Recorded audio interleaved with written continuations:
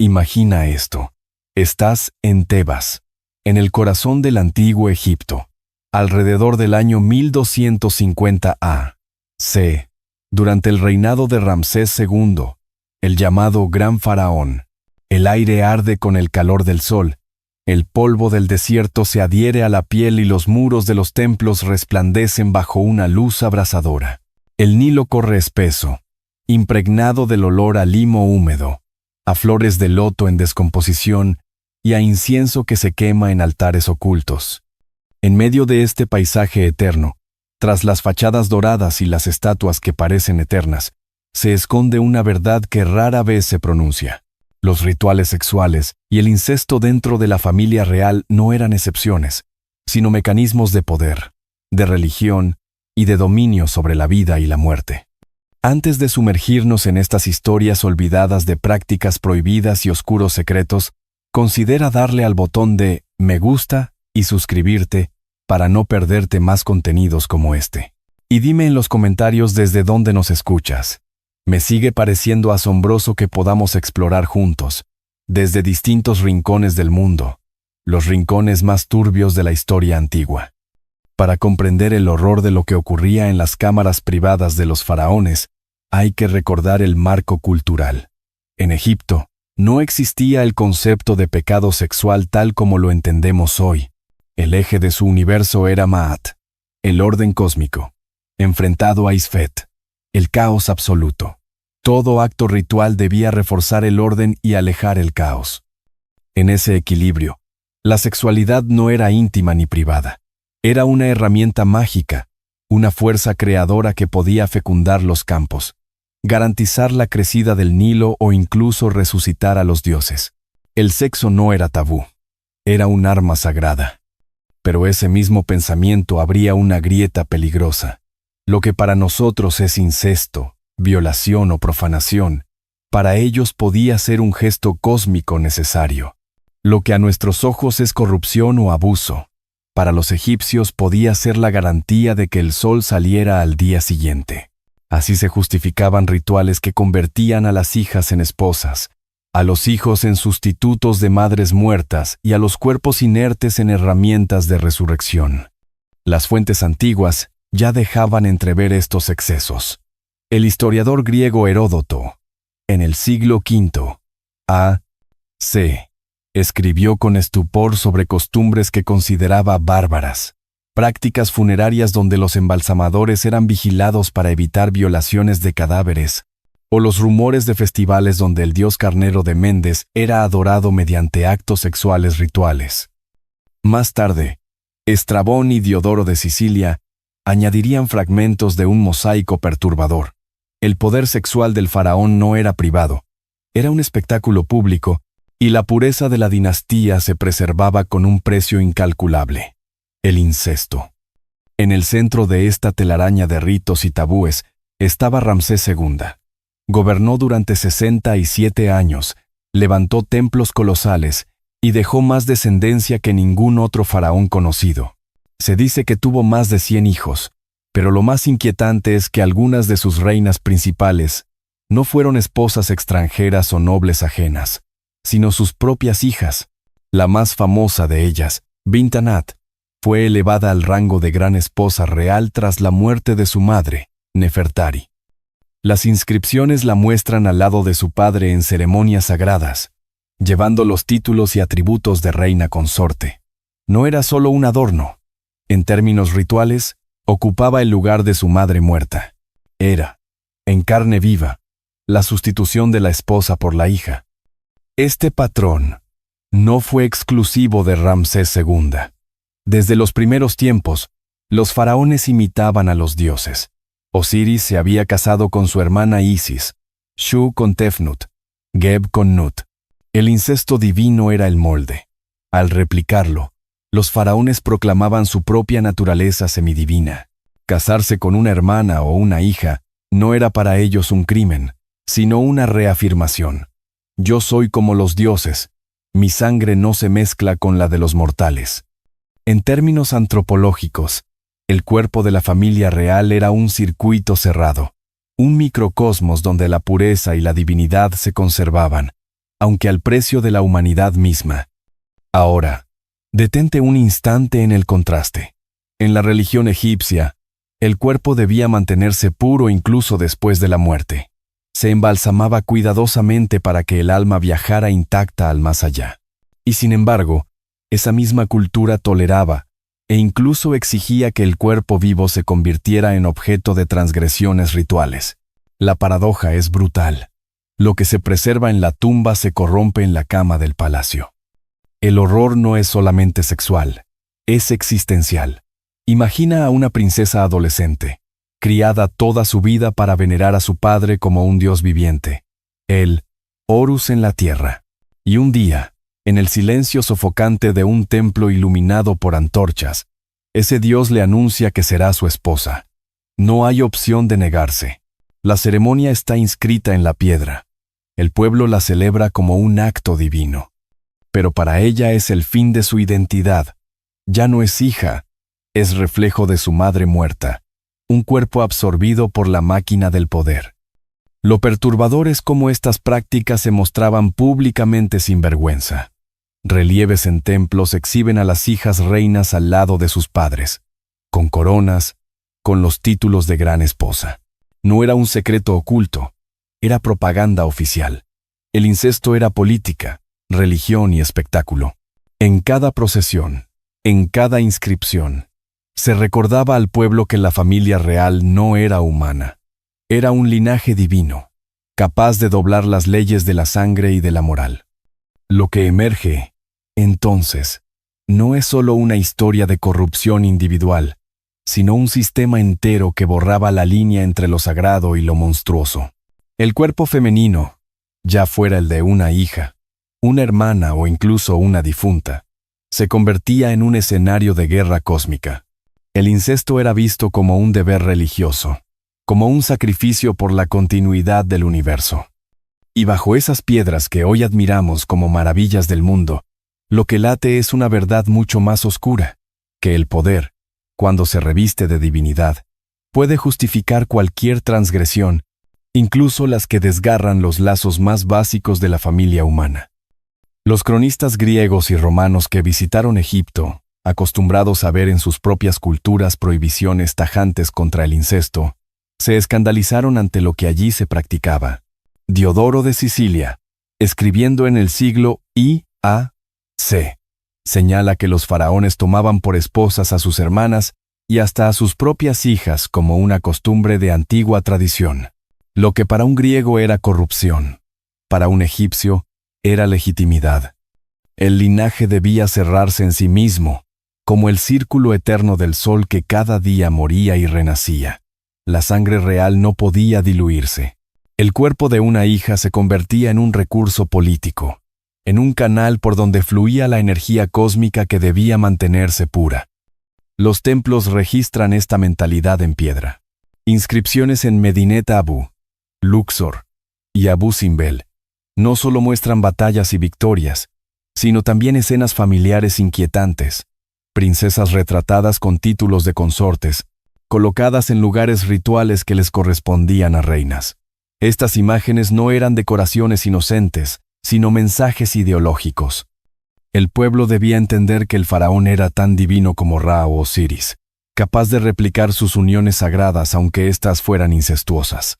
Era un teatro público, en el que el horror se disfrazaba de liturgia. La lógica que sustentaba este sistema era antropológica en su núcleo. El contraste entre lo puro y lo impuro, entre lo sagrado y lo profano. La familia real se concebía como un espacio separado del resto de la humanidad, un microcosmos aislado que funcionaba con sus propias reglas. Así como el templo tenía zonas prohibidas para los comunes, la sangre del faraón estaba prohibida para los mortales. El acceso sexual a las hijas, hermanas y madres del faraón no se veía como una violación, sino como un mecanismo de preservación. Pero esa preservación implicaba sacrificar la autonomía de las mujeres, reducidas a símbolos de pureza ritual más que a seres humanos con voluntad. La arqueología refuerza esta imagen perturbadora. En las tumbas del Valle de las Reinas, las representaciones de princesas muestran un lenguaje visual cargado de ambigüedad. hijas con atributos de esposas, tocados nupciales junto a nombres que, en otros contextos, designaban maternidad. En el silencio de esas cámaras, las paredes susurran un mensaje inquietante. La línea entre la madre y la hija podía borrarse, siempre que el faraón lo exigiera. El caso de Ramsés II es solo el ejemplo más visible, pero no el único. Akenatón, el faraón herético del siglo XIV, a.c., parece haber considerado a sus hijas no solo como ornamento en ceremonias religiosas, sino como participantes en rituales íntimos que hoy nos resultan inimaginables.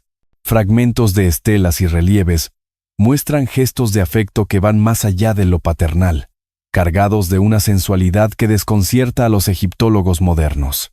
Si esto formaba parte de su visión religiosa, donde Atón era el único dios y la familia real era su reflejo viviente, entonces el incesto no era un tabú, sino la máxima prueba de divinidad. Pero no todos los egipcios aceptaban estas prácticas sin miedo. Detrás del esplendor oficial había siempre un rumor de peligro. El incesto, aunque legitimado en la cúspide, evocaba para muchos la amenaza de Isfet, el caos. ¿Qué ocurre cuando el orden cósmico se justifica con transgresiones? ¿No se corre el riesgo de abrir grietas por donde se cuela la oscuridad? Algunos textos funerarios insinúan ese temor. Los himnos que acompañaban a los muertos hablan de proteger al difunto de la corrupción de la carne, de mantener su cuerpo intacto para la eternidad. El contraste con lo que ocurría en vida dentro del palacio real era insoportable.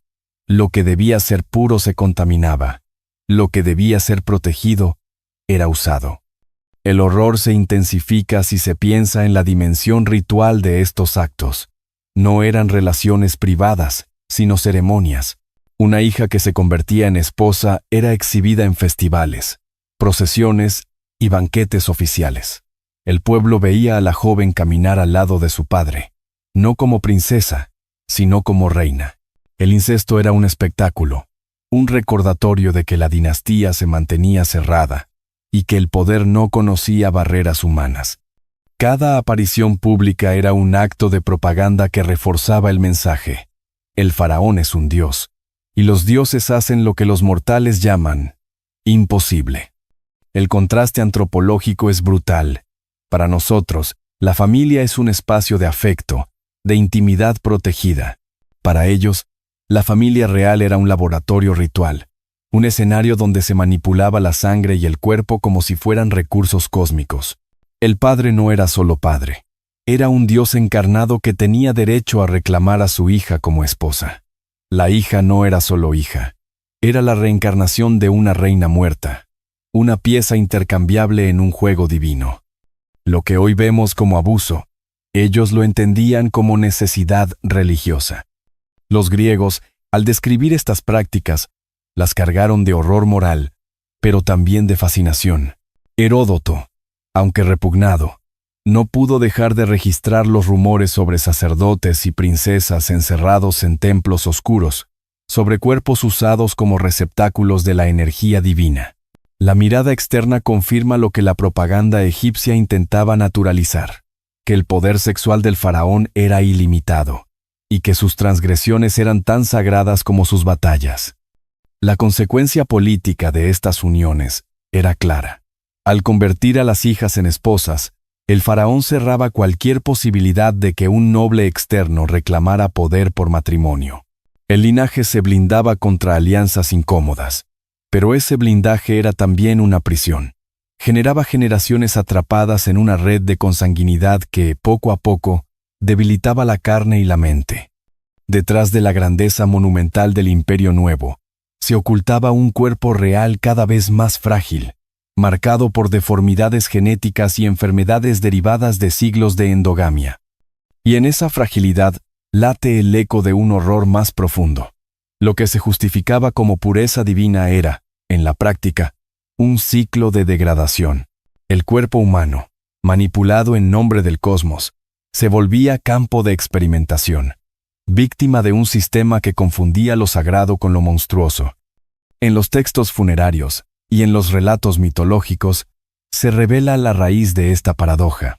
El mito de Osiris y de su resurrección a manos de Isis se convirtió en un modelo que legitimaba lo impensable.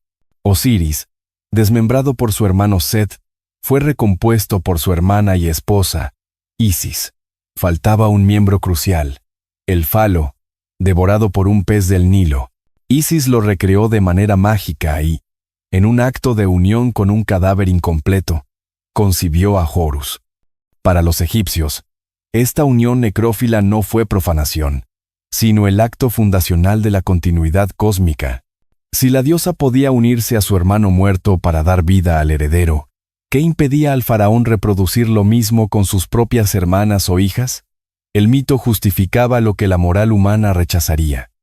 En el silencio de las tumbas reales, los arqueólogos han encontrado pruebas inquietantes que sugieren que estos mitos no eran solo narraciones, sino guías rituales, figuras fálicas de barro y madera, escondidas junto a los sarcófagos, parecen diseñadas para representar la estimulación del cuerpo inerte del faraón, un eco ritual del mito de Osiris.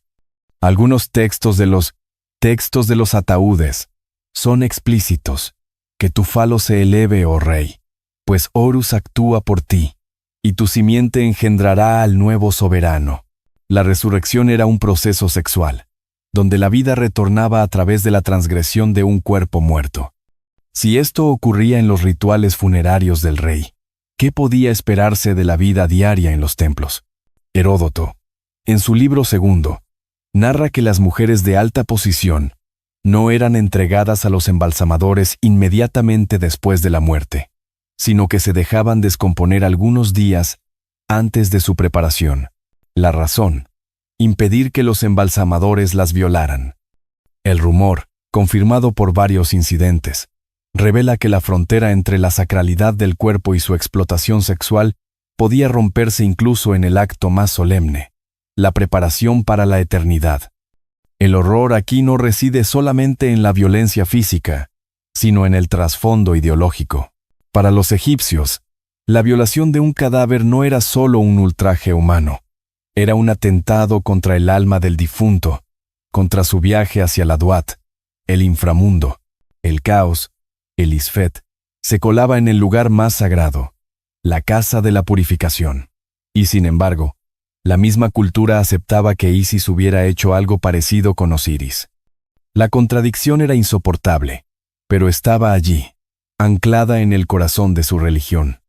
Los testimonios sobre el culto de Mendes nos empujan a un terreno aún más oscuro. Estrabón y otros autores tardíos mencionan con horror un festival en el que una mujer se unía públicamente con un carnero, avatar vivo del dios Banebdied. El animal, adornado con joyas y tratado como una deidad, era el centro de un ritual de fertilidad. Ante la multitud congregada, la unión se realizaba como un acto sagrado de comunión entre lo humano y lo divino. Para el ojo moderno, no es más que bestialismo ritualizado. Para los egipcios, era una forma de renovar la energía creadora, de reforzar los vínculos entre el pueblo y la potencia sexual del dios. Estas escenas, aunque fragmentarias, muestran una obsesión con la sexualidad como llave del orden universal. En otras culturas, la violencia y el sacrificio de animales o humanos eran los caminos hacia lo sagrado. En Egipto, la vía más poderosa era el sexo, incluso en sus formas más grotescas. Incesto, necrofilia, unión con animales. Todo podía justificarse si servía para mantener el equilibrio cósmico. Era una lógica donde la pureza y la corrupción se confundían, donde el cuerpo era a la vez altar y víctima. Ramsés II, con su corte de hijas esposas y su proclamación de divinidad absoluta, representa la cristalización de esa mentalidad. Convertía a su propia familia en instrumentos rituales, uniendo la política y la religión en actos que borraban los límites de la moral. Cada boda incestuosa era un mensaje al pueblo. La sangre real no se contaminaba. El faraón estaba por encima de las normas humanas. Pero esa proclamación también sembraba miedo. El pueblo, aunque obligado a venerar, no podía ignorar el murmullo de lo prohibido, la sensación de que el rey jugaba con fuerzas que podían desatar el caos. Desde un punto de vista antropológico, El incesto real egipcio puede leerse como un mecanismo de cierre simbólico. Al igual que el templo se construía como un microcosmos aislado del mundo profano, la familia real era un círculo cerrado que contenía el poder divino. Pero el precio de ese cierre era la transgresión. La hija convertida en esposa, la hermana en madre, el cadáver en amante. Cada acto era una inversión de las normas humanas, un recordatorio de que lo divino, en Egipto, no tenía límites. El horror, visto desde la distancia de siglos, se intensifica porque comprendemos que no eran episodios aislados, sino un sistema. Una civilización capaz de construir pirámides perfectas y calendarios precisos, también erigió su poder sobre cuerpos usados ritualmente. La misma mano que pintaba los cielos estrellados en una tumba podía esculpir figuras obscenas destinadas a ceremonias de resurrección. La misma voz que recitaba himnos a Ra podía ordenar a una princesa que se casara con su padre. Así, Egipto nos muestra un rostro que rara vez aparece en los libros escolares. No solo el de la grandeza arquitectónica, sino el de un orden social donde lo sagrado justificaba lo impensable. Y en cada templo, en cada tumba, la piedra aún guarda ese eco. Las consecuencias de este sistema de rituales incestuosos y prácticas sexuales extremas fueron profundas, tanto en la política como en la religión egipcia. Lo que a primera vista parece un cúmulo de excesos privados era en realidad una estrategia de legitimidad. Al casarse con sus hijas o hermanas, los faraones blindaban el poder real contra la nobleza, asegurando que ninguna familia externa pudiera reclamar derechos a través de alianzas matrimoniales. El incesto era un muro invisible que separaba a la realeza del resto del pueblo. Pero ese muro también se convirtió en una prisión, alimentando generaciones de descendientes marcados por la consanguinidad y la obsesión con preservar una pureza que era más simbólica que biológica. La política, envuelta en el ropaje de la religión, se sostenía sobre cuerpos sacrificados a una lógica implacable. Las princesas, convertidas en reinas, eran piezas de ajedrez movidas por el Padre Dios. Su identidad personal se borraba bajo los títulos rituales. Para los escribas que tallaban sus nombres en piedra, no eran víctimas, sino garantes del orden cósmico, pero la realidad debía de ser insoportable. La hija, destinada a repetir los gestos de la madre muerta, no podía escapar. El ciclo se perpetuaba, igual que el sol que muere y renace cada día en el horizonte del desierto. La religión egipcia, al absorber estas prácticas, generó una cosmología donde la transgresión era central. El mito de Isis y Osiris se convirtió en el patrón de legitimidad, normalizando la unión incestuosa y hasta la necrófila como un acto sagrado. Los textos funerarios y las inscripciones en tumbas refuerzan esta lógica. La resurrección no era un misterio etéreo, era un proceso sexual. La idea de que el falo del rey debía reanimarse, de que su simiente debía transmitirse más allá de la muerte, impregnaba cada línea de los conjuros. El cadáver del faraón era un campo de batalla donde sacerdotes, esposas y diosas simbólicas luchaban para arrancar la vida del vacío. La sexualidad, en este marco, no era íntima, era la palanca con la que se movía el universo. El resultado fue una religión cargada de tensiones. Por un lado, el pueblo veneraba la pureza, la preservación perfecta del cuerpo momificado, la continuidad del orden. Por otro, sabía que en la intimidad de los templos se realizaban actos que, a ojos de cualquier espectador externo, eran impensables. La contradicción era estructural. La pureza y la corrupción convivían en un mismo espacio sagrado. El cuerpo era un templo, pero también era un campo de violación ritualizada. La esposa podía ser la hija, la madre podía ser sustituida por una hermana, y el cadáver podía ser usado como medio de regeneración. El horror estaba inscrito en el mismo tejido de lo sagrado. Los autores clásicos no dejaban de remarcar este contraste. Estrabón anotaba con repulsión la fama del Festival de Mendes, donde el carnero dios era el centro de un acto sexual público. Para los egipcios, era un rito de fertilidad.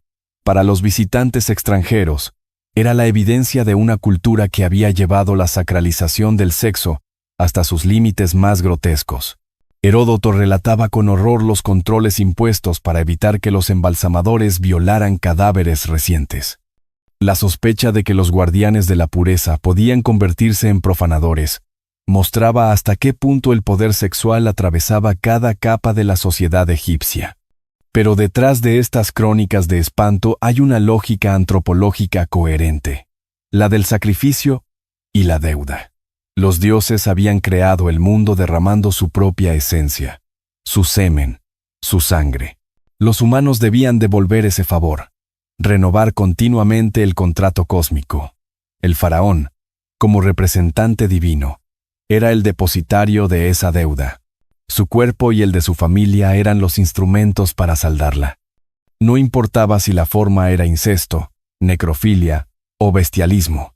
Lo esencial era que la energía circulase, que el cosmos se mantuviera. La transgresión era, en última instancia, obediencia a un orden superior.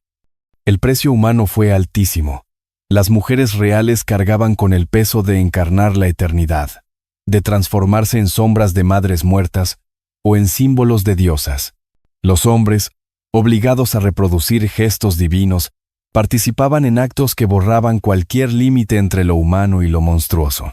Y el pueblo, espectador obligado de procesiones y festivales, aprendía a venerar lo prohibido como sagrado.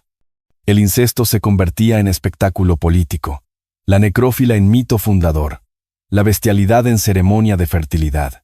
En ese teatro, el horror no era un accidente, era la herramienta de poder. Con el tiempo, la imagen del Egipto grandioso ocultó estas realidades bajo capas de admiración romántica. Nos quedamos con las pirámides, las momias y los templos, olvidando que detrás de esos monumentos había un sistema de control que utilizaba el cuerpo humano como laboratorio ritual. La arqueología moderna, al sacar a la luz figurillas fálicas, textos explícitos y relatos de cronistas, nos obliga a mirar de frente esa otra cara.